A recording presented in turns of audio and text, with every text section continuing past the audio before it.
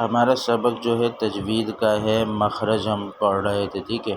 تو پہلا جو مخرج ہے آپ کے سامنے نظر آ رہا ہوگا، پہلا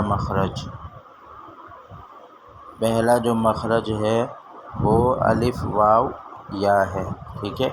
اور واو مدہ، یا مدہ اور الف مدہ، یہ تینوں حروف جوف دہن سے نکلتے ہیں۔ جوف دہن کس کو کہتے ہیں؟ جو منہ کا جو خالی حصہ ہوتا ہے، جیسے آپ کے سامنے تصویر میں واضح ہو رہا ہے، منہ کا جو خالی حصہ، یہ والا خالی حصہ، ٹھیک ہے۔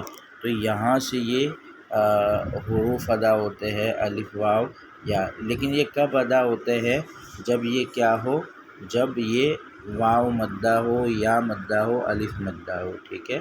یہ جب واو مدہ ہو، یا مدہ ہو، الف مدہ ہو، تب جو ہے یہ حروف ادا ہوتا ہے۔ جیسے مثال کے طور پر با، الف زبر با، اسی طرح با یا زیر بی، اسی طرح با واو پیش بو۔ اب یہ بو، اسی طرح کیا نام ہے؟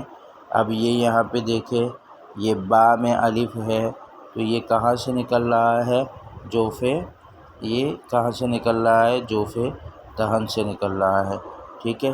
اسی طرح کیا نام ہے؟ با یا زیر بی میں یا ہے، تو بی کہتے ہیں، تو بی جو ہے یہ کہاں سے؟ جوف دہن، منہ کے خالی حصے سے نکل رہا ہے۔ اسی طرح با واو پیش بو کہتے ہیں، تو یہ بو جب کہتے ہیں تو یہ کہاں سے نکل رہا ہے؟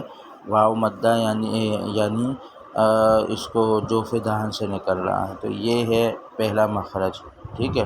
تو اس کو جو ہے اچھی طرح ذہن میں رکھے، اس کو جب بھی ہم پڑھیں گے، اس کو کیا نام ہے، دوبارہ میں سمجھا دیتا ہوں۔ با الف زبر با، یا اسی طرح تا الف زبر تا، ٹھیک ہے۔ اور اسی طرح کیا نام ہے؟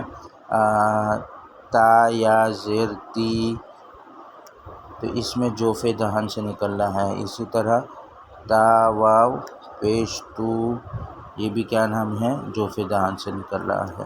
تو جوف دہن منہ کا خالی حصہ، اس سے جو ہے یہ حروف ادا ہوتے ہیں، ٹھیک ہے۔ باقی جو ہے انشاءاللہ ہم بعد میں پڑھیں گے۔